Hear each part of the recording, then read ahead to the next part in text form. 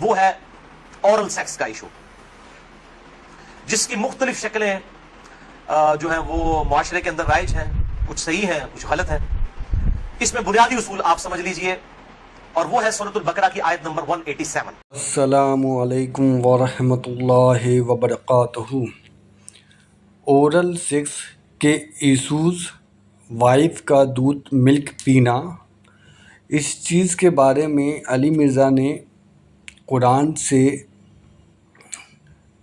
Reference دیا ہے، اور قرآن اور حدیث کے ریفرنس سے انہوں نے بتایا ہے کہ اورل سیکس کے ایشوز اور یا اورل سیکس کا جو معاملہ ہے وہ کیا ہے، اور یہ ساری چیزیں جو ہیں وہ قرآن اور حدیث سے بات کی گئی ہے۔ تو آپ بھی اس ویڈیو کو سنیں اور سمجھیں، اور جو صحیح طریقہ ہے وہ صحیح طریقہ اس قرآن حدیث کی روشنی میں آپ کریں۔ آمین ثم آمین۔ اعوذ باللہ من الشیطان الرجیم، بسم اللہ الرحمن الرحیم۔ احل لکم لیلۃ الصیام الرفث الی نسائکم، حلال کر دیا ہے اللہ نے رمضان کی راتوں میں بھی تمہارا اپنی بیویوں کے ساتھ ازدواجی تعلق قائم کرنا۔ ہن لباس لکم، تمہاری بیویاں تمہارا لباس ہے، وانتم لباس لہن، اور تم اپنی بیویوں کا لباس۔ اب یہ لباس میں نے جو پہنا ہوا ہے، اس لباس اور میرے جسم کا کوئی پردہ نہیں ہے، میاں بیوی کا آپس میں کوئی پردہ نہیں ہے، کیونکہ ایک دوسرے کا لباس ہے، ایک دوسرے کی عفت اور عصمت کی حفاظت کا ذریعہ بھی ہے، ایک وہ معنی بھی ہے، اور دوسرا اس حوالے سے پریکٹیکلی بھی وہ لباس ہے کہ میاں بیوی کا آپس میں کسی بھی چیز کا کوئی پردہ نہیں ہے۔ کسی حدیث کے اندر کوئی اس طرح کی چیز رپورٹ نہیں ہوئی۔ اس حوالے سے ایک مردود اور منقطع روایت پیش کی جاتی ہے، اور اس تابعی کا سما جو ہے وہ سیدہ عائشہ رضی اللہ تعالیٰ عنہا سے ثابت ہی نہیں ہے۔ سنن ابن ماجہ میں حدیث ہے 1922، مشکات میں 3123 ہے، لیکن مردود روایت ہے، منقطع ہے، کہ ام عائشہ رضی اللہ تعالیٰ عنہ کا بیان ہے کہ میں نے نبی صلی اللہ علیہ وسلم کی شرمگاہ کبھی نہیں دیکھی۔ لیکن یہ روایت ہی ضعیف ہے، جس کی بنیاد کے اوپر لوگوں نے اورل سیکس کے حوالے سے عجیب و غریب فتوے دیے، اور کہا کہ جی میاں بیوی ایک دوسرے کی شرمگاہ کو نہیں دیکھ سکتے، یعنی وہ کہتے ہیں دیکھ ہی نہیں سکتے، اگلی بات تو آپ چھوڑ ہی دیں۔ تو یہ حدیث ہی بالکل جو ہے وہ منقطع ہے اور مردود روایت ہے، جس کی بنیاد پہ یہ پورے کا پورا ایک اسکول آف تھاٹ کھڑا کیا ہوا ہے۔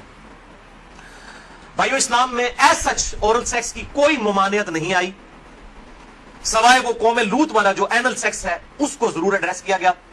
اس حوالے سے جتنی بھی باتیں کی جاتی ہیں وہ علماء کے فتوے ہیں، اور ظاہر ہے کہ جب فتویٰ ہوگا تو وہ ایکسپرٹ اوپینین ہے، وہ اجتہادی ایشو ہے، اس میں کوئی شخص بھی دلائل کے ساتھ کسی کے ساتھ اختلاف کر سکتا ہے، اور اس کو آپ کتاب و سنت کی نص کی طرح بالکل فائنل اتھارٹی نہیں مان سکتے، اس کے لیے دلائل دینے کی ضرورت ہوگی، زبانی کلامی نہیں کہ میرا دل نہیں مانتا، یہ چیزیں اس طریقے سے نہیں۔ بہرحال اورل سیکس کے حوالے سے میڈیکل ایشو ضرور ریزالو کرنا چاہیے، کیونکہ اس قرآن حکیم نے ہمیں دو ہی علوم بتائے ہیں، ایک ریویلڈ نالج جو وحی کا علم ہے، اور دوسرا acquired knowledge, the knowledge obtained through observations and experiments، science کا علم۔ ان دو میں سے اگر ایک علم بھی یہ چیز ویریفائی کر دے کہ اس طرح کا ایکٹ جو ہے صحت کے لیے نقصان دہ ہے، تو پھر اس کی اسلام میں اجازت نہیں ہوگی۔ مثال کے طور پر یہ جو یورینیم ہے، اگر آپ اس کو نیکڈ ہاتھ لگائیں گے تو سکن کینسر اس کی وجہ سے ہو سکتا ہے، یہ قرآن و حدیث میں نہیں موجود لیکن سائنٹیفکلی پروف ہے، تو یہ اس کو پھر اس طریقے سے پریکٹس کیا جائے گا اور بچا جائے گا۔ اس حوالے سے میں نے گفتگو بھی کر دی ہے، مسئلہ نمبر 39، علم وحی اور علم سائنس کی اہمیت اور ان کا دائرہ کار، اہل سنت پاک .com پہ۔ بہرحال میں نے اشارتاً اب گفتگو کر دی ہے، عقل مند کے لیے اشارہ کافی ہے، اس میں مزید ڈیٹیل میں جانے کی ضرورت نہیں ہے۔ البتہ آخر میں سیکس کے اعتبار سے دو بڑے کریٹیکل ایشوز ہیں، ان کو ایڈریس کر دوں۔ بڑے دو اہم مسائل ہیں، تاکہ کوئی تشنگی باقی نہ رہے۔ پھر بھی اگر کسی کی کوئی تشنگی باقی رہے، لیکچر کے اینڈ پہ پوچھ سکتے ہیں، یا بعد میں بھی مجھے ای میل کر سکتے ہیں، mirza_95@yahoo.com۔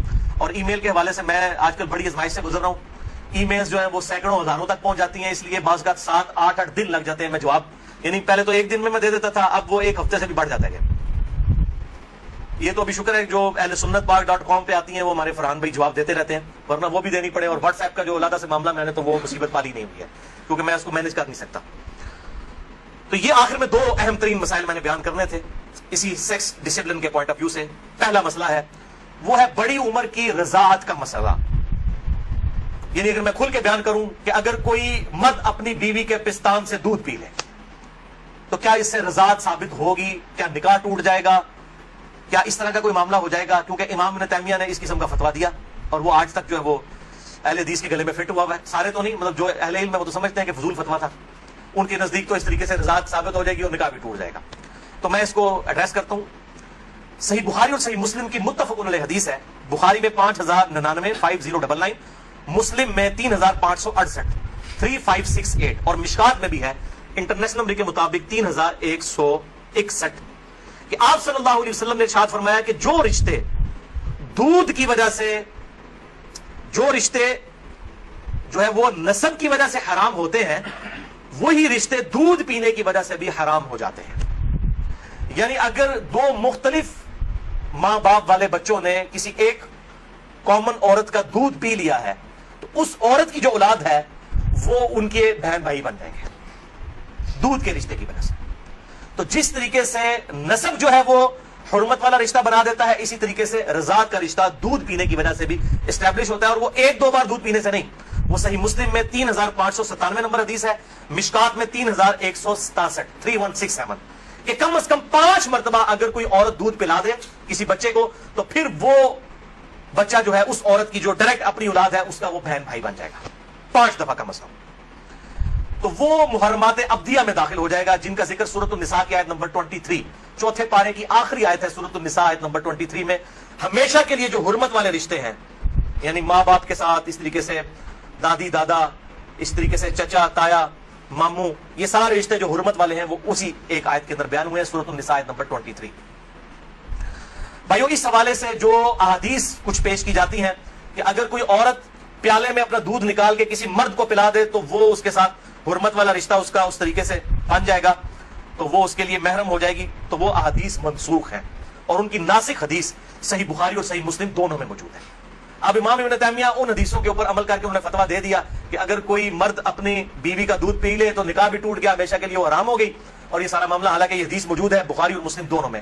صحیح بخاری میں انٹرنیشنل نمبر کے مطابق 5102، صحیح مسلم میں 3606، اور مشکات میں 3168 3168، کہ نبی صلی اللہ علیہ وسلم نے ارشاد فرمایا الرضاعۃ من المجاعہ، کہ جو رضاعت کا رشتہ ہے یہ بھوک کی عمر تک ہے. جب بچہ بھوک کی عمر میں دودھ مانگتا ہے، یعنی زبان سے نہیں وہ مانگ سکتا، بھوک کی عمر تک رضاعت کا رشتہ رہتا ہے، اور وہ قرآن حکیم میں 2 سال بتائی گئی ہے دودھ چھڑانے کی عمر.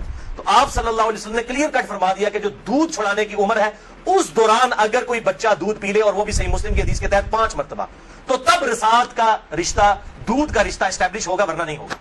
تو اب جو بڑا مطلب ہے 2 سال کا تو نہیں ہے. تو اس میں ظاہر ہے کہ بالکل امپلائڈ ہے کہ اگر کوئی اس طرح کا معاملہ کر لیتا ہے تو نہ رضاعت قائم ہوگی اور نہ میاں بیوی کا آپس میں کوئی نکاح ٹوٹنے والا معاملہ ہوگا. دوسرا اہم مسئلہ آج کا آخری، وہ ہے میرے بھائیوں عزل کا ایشو، یا ماڈرن لینگویج میں کنڈوم کا استعمال. عزل عربی میں کہتے ہیں الگ ہو جانے کو، یعنی جب میاں بیوی ازدواجی تعلق قائم کریں، ڈسچارج کے وقت وہ الگ ہو جائیں، اس کو کہتے ہیں عزل. اور اسی کی ماڈرن فارم جو ہے وہ کنڈوم ہے. فیملی پلاننگ کے پوائنٹ آف ویو سے بھی استعمال کرتے ہیں. اس میں کوئی شک نہیں ہے کہ مفلسی کے ڈر سے فیملی پلاننگ کرنا اسلام میں قرآن حکیم کی آیات کی روشنی میں اس کی کوئی گنجائش موجود نہیں ہے، قطعاً حرام ہے. لیکن اگر عورت کی صحت کا ایشو ہو یا اولاد کی تربیت کے پوائنٹ آف ویو سے کسی کے لیے کوئی ریسٹرکشن ہو، وہ معاملہ الگ ہے، اس کے اوپر وہ والا فتویٰ نہیں لگے گا. اور اس کے ثبوت میں 3 حدیثیں پیش کروں گا، تینوں صحیح بخاری اور صحیح مسلم سے. لیکن اس میں یاد رکھیں کہ جو لوگ اس حوالے سے مرد اپنی نس بندی کروا لیتے ہیں، یعنی سیکچولی ڈسیبل ہو جاتے ہیں ہمیشہ کے لیے، جان بوجھ کے میڈیکلی کروا لیتے ہیں، یا عورتیں اپنی یوٹرس نہیں کروا دیتی ہیں، اگر کوئی بیماری یا کینسر والا ایشو نہ ہو وہ الگ بات ہے کہ جی تاکہ جی ہمیشہ کے لیے معاملہ اسٹیبلش ہو جائے، یہ قطعاً حرام ہے اور بدعت کبریٰ ہے. یہ اللہ کی شریعت کو بدلنا ہے، اللہ کی تخلیق کو بدلنا ہے. سورۃ النساء نمبر 119 کے تحت یہ قطعاً حرام اور شیطانی فعل ہے. کوئی مرد جو ہے اپنے آپ کو خسی کروا لے، یا کوئی عورت اپنی یوٹرس اور ہم جو ہے وہ حمل کا جو ذریعہ ہے اس کا رحم اس کو نکلوا دے. البتہ عزل جو ہے اس کی اجازت ہے. اس کانٹیکسٹ میں 3 حدیثیں ہیں، تینوں بخاری اور مسلم سے. پہلی حدیث صحیح بخاری میں 5208، مسلم میں 3561 اور مشکات میں 3184، کہ جابر بن عبداللہ کہتے ہیں رضی اللہ تعالیٰ عنہ کہ قرآن حکیم نازل ہو رہا تھا اور ہم اپنی بیویوں کے ساتھ عزل کیا کرتے تھے. اللہ تعالیٰ نے قرآن حکیم میں اسے منع نہیں فرمایا، اور جب نبی صلی اللہ علیہ وسلم کو ہمارے بارے میں خبر پہنچی کہ ہم عزل کرتے ہیں، یعنی بیویوں کے ساتھ جب صحبت کرتے ہیں تو ڈسچارج کے وقت الگ ہو جاتے ہیں تاکہ اولاد نہ ہو، تو نبی صلی اللہ علیہ وسلم نے بھی ہمیں منع نہیں فرمایا. نبی پہ تو واجب ہوتا ہے منع کرنا. اور یہ جابر بن عبداللہ وہ ہیں جو 74 ہجری میں فوت ہوئے ہیں. آپ صلی اللہ علیہ وسلم کے بعد بھی 62 ایئرز تک 62 سال تک زندہ رہے ہیں, اور بخاری اور مسلم کی کئی احادیث کے راوی ہیں, اور 7 سب سے زیادہ 7 احادیث روایت کرنے والے صحابہ میں سے یہ ایک ہے, جابر بن عبداللہ انصاری رضی اللہ تعالی عنہ وعلیہ السلام. تو وہ کلیئر کٹ کہہ رہے ہیں نہ قرآن میں اس کی حرمت آئی, نہ نبی صلی اللہ علیہ وسلم نے ہمیں عزل کرنے سے منع کیا. دوسری حدیث بھی بخاری اور مسلم کی متفق علیہ حدیث ہے. بخاری میں 4138, مسلم میں 3544, مشکات میں بھی موجود ہے 3186, کہ صحابہ کہتے ہیں کہ ہم اپنی لونڈیوں کے ساتھ صحبت کیا کرتے تھے اور پھر ہم عزل کر لیا کرتے تھے. تو ہم نے نبی صلی اللہ علیہ وسلم سے عرض کیا کہ ہم اس طریقے سے عزل کرتے ہیں, الگ ہو جاتے ہیں, ہم نہیں چاہتے کہ ہماری لونڈیوں سے اولاد ہو. تو آپ صلی اللہ علیہ وسلم نے فرمایا کہ کیا حرج ہے کہ اگر تم اپنی بیویوں کے ساتھ عزل نہ کرو, کیونکہ جس جان نے دنیا میں آنا ہے قیامت تک کے لیے وہ تو آ کر رہے گی. لیکن آپ نے منع نہیں فرمایا, آپ نے فرمایا جتنے مرضی ہیلے بازی کر لو, جتنے معاملات مرضی کر لو, جس جان نے دنیا میں آنا ہے اس نے آنا ہے. اور وہی اگلی حدیث ہے تیسری صحیح مسلم میں 3556, مشکات میں 3885. ایک صحابی نے عرض کیا کہ ہمیں یہ چیز ناپسند ہے کہ ہماری لونڈیوں سے اولاد ہو. تو آپ صلی اللہ علیہ وسلم نے فرمایا کہ پھر تم اپنی لونڈیوں کے ساتھ عزل کر لیا کرو. اس حدیث میں ہے کہ آپ نے خود کہہ دیا کہ کر لیا کرو اگر تم چاہو. پھر آپ نے ساتھ ہی فرمایا لیکن جو جان مقدر ہے دنیا میں آنا وہ آ کر رہے گی. یہی ہوتا ہے, وہ جناب وقفے کرتے رہتے ہیں, اکٹھے 3 بچے ہو جاتے ہیں, پھر سارے کے ساتھ وہ کہتے ہیں پتہ ہی نہیں چلا. پتہ تو نہیں چلے گا, ظاہر ہے یہ معاملات تو اللہ کے ہیں. اور آپ کو بتاؤں یہ جو اولاد والا معاملہ ہے یہ خالصتاً اللہ تعالیٰ نے اپنے پاس رکھا ہے. کئی پیغمبر ہیں جو بے اولاد ہیں, اور سورہ شورا کے آخری رکوع میں آیا اللہ تعالیٰ جسے چاہتا ہے بیٹے دیتا ہے, جسے چاہتا ہے بیٹیاں دیتا ہے, جسے چاہتا ہے دونوں دیتا ہے, جسے چاہتا ہے بے اولاد رکھتا ہے. نبی صلی اللہ علیہ وسلم کی ساری بیویاں بے اولاد ہیں سوائے حضرت خدیجہ کے, یا ایک سیدہ ماریہ ہے, ان سے ایک بیٹے ابراہیم پیدا ہوئے, وہ بھی فوت ہو گئے. آپ کی ساری اولاد حضرت خدیجہ سے ہے. باقی آپ کی بیویاں جتنی ہیں وہ بھی بے اولاد ہیں. کیا ان کو اولاد کی تمنا نہیں ہوگی سیدہ عائشہ کو, سیدہ حفصہ کو؟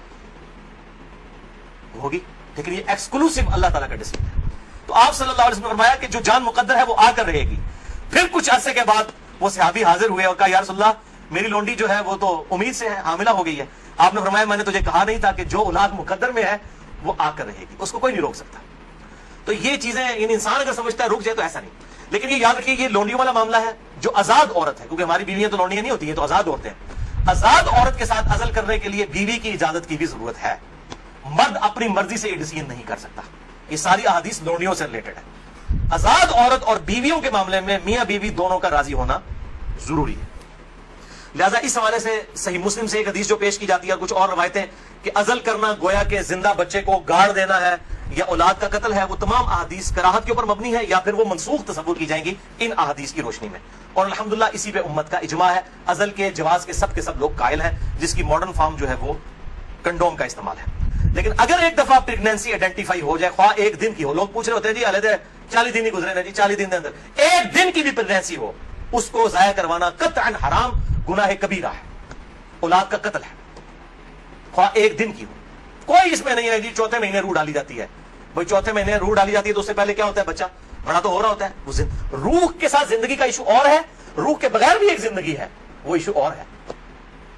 وہ بھی تو بچہ جو ہے ایک ایمبریو سے ایک جو ہے وہ جنین سے معاملات بڑھتے بڑھتے آگے جاتے ہیں, تو وہ بھی ایک زندگی ہے. روح کے ساتھ ایک اور زندگی ہے, روح کے بغیر بھی زندگی اس کے اندر موجود ہے. اسی لیے اگر مردہ بچہ بھی پیدا ہو تو راجح قول جامعہ ترمذی اور ابو داؤد کی حدیث کے تحت یہی ہے کہ اس کا جنازہ بھی پڑھایا جائے گا. اور لوگ کہتے ہیں جی زندہ پیدا ہوگا تو پھر پڑھایا جائے گا. مردہ بھی پیدا ہو ماں کے پیٹ میں تو وہ زندہ ہی تھا نا, ایکسس تو کرتا تھا, تو افضل قول یہی ہے کہ اس کا جنازہ پڑھا جائے گا.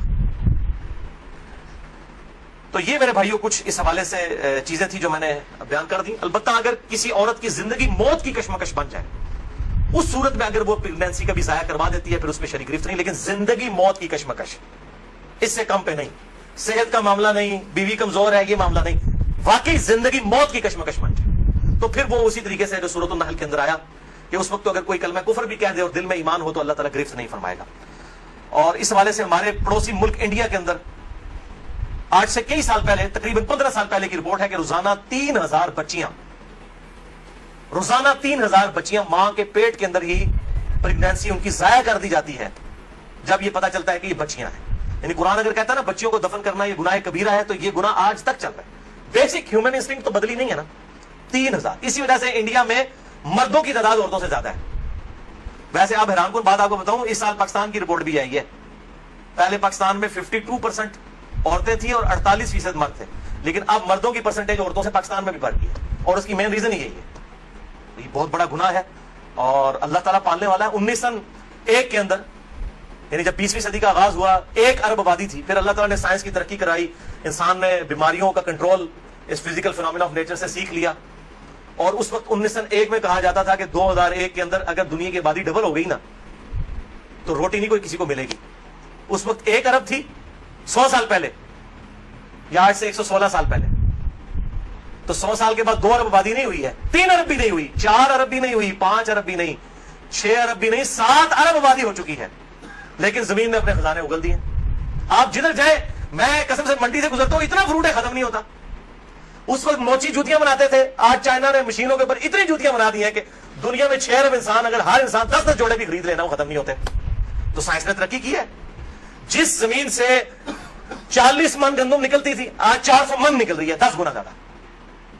امریکہ لاکھوں ٹن گندم ہر سال پیسیفک اوشن میں، بحر الکاہل میں ضائع کر دیتا ہے، ایکسیسو پیدا ہوتی ہے۔ انٹرنیشنل مارکیٹ میں گندم کی پرائس کو کنٹرول کرنے کے لیے لاکھوں ٹن گندم ضائع کی جاتی ہے، ایکسیسو پیدا ہو رہی ہے۔ تو اللہ تعالیٰ نے ترقی بھی کروا دی اس اعتبار سے، آپ ٹینشن نہ لیں۔ آج تو کیسے 1960 سے پہلے تو ایز سچ اس بڑے پیمانے کے اوپر تیل کی نعمت تو نہیں تھی دنیا کے اندر، ان عرب ملکوں میں 1960 کے بعد تیل نکلا۔ ویسے تو تیل کا پہلا کنواں 1748 میں امریکن جو اسٹیٹ ہے پنسلوینیا، اس میں دریافت ہوا تھا، لیکن مین تیل جو نکلا ہے وہ اسی 20ویں صدی میں، کسی نے سوچا بھی نہیں تھا۔ اور اب تو اس سے بھی بڑی انرجی کا سورس ہے، وہ سولر انرجی ہے۔ اب چائنا نے کام کرنا شروع کر دیا، آپ دیکھیں گے 10-15 سالوں کے اندر جو ہے وہ ہر بندے نے اپنا جو ہے نا بجلی کا سسٹم اپنے گھر کے اوپر لگایا ہوا ہوگا۔ اور یہ سورج والے جو جب تک سورج ہے اس وقت تک زندگی ہے، یہ تو نہ ختم ہونے والا جو ہے وہ سورس ہے، رینیویبل جسے ہم کہتے ہیں اپنی سائنس کی لینگویج کے اندر۔ باقی یہ جو ہے نان رینیویبل ریسورسز ہیں، تیل ختم ہو جائے گا تو ختم ہو گیا، لیکن یہ سولر انرجی جب تک سورج ہے زمین پہ زندگی ہے، زمین پہ زندگی ہے تو سولر انرجی سے آپ فائدہ اٹھا سکتے ہیں۔ بار اللہ تعالیٰ سے دعا ہے جو حق بات میں نے کہی اللہ تعالیٰ ہمارے دلوں میں راسخ فرمائے، اگر جذبات میں میرے منہ سے کوئی غلط بات نکل گئی آج تو اللہ تعالیٰ ہمارے دلوں سے معاف کر دے، ہمیں کتاب و سنت کی تعلیمات پر عمل کر کے دوسرے بھائیوں تک پہنچانے کی توفیق عطا فرمائے۔ سبحانک اللہم و بحمدک، اشہد ان لا الہ الا انت، استغفرک و اتوب الیک، وما علینا الا البلاغ المبین۔ جزاک اللہ خیرا۔